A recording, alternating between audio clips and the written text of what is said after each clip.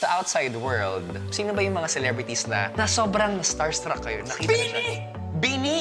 Yes! Kailan mo nakita ang Bini? Wow! Grand Bini Birth and Christmas special! Ayan! Yeah, oh my God, yeah. Let's talk about Christmas special. Okay. Bini. Catherine Bernardo. Catherine Ah, Bernardo. Yeah, in-rehearsal for Christmas special. Ang ganda. Ang Grabe. reaction mo. May nakita ako sa social media. May isang housemate na inalalayan ang Asia superstar. Pababa ng stage. Sino yun? Suspect. Uy! Paano ba ikwento?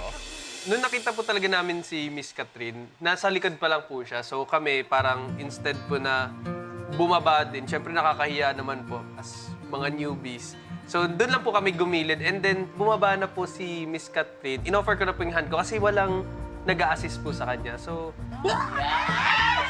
Ano naramdaman mo? hindi ko dato binabasahan ko ngayon. Ayoko siya matay. Ganun lang siya. Kasi dito po siya kumapit. At nag-trending pa. Trending nga yan eh. Si Jazz naman. Jazz, Yes. sino yung celebrity na sobra ka na starstruck? Si Ann Curtis talaga. Ann Always. Curtis. Always. Every time I see her, parang, Paano parang siya. paano She seems perfect and she's so kind. Sino ba yung gusto nyong makita pa na celebrity?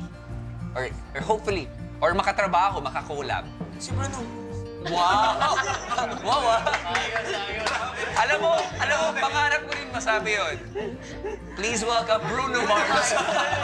How about for the others? Catherine. Catherine, Queen Catherine. Like for a teleserye movie. Yeah, Catherine. Nasabi mo na yan sa isang interview, di ba, na parang okay lang maging kontrabida basta si Catherine. Yeah. So okay ka lang, sampalan, gano'n. Oo! Yun ang gusto mo? Pero, okay lang talaga. Basta si Catherine lang sasampal sa akin. Ha? Keme lang. Oh. Pero, yeah, Catherine.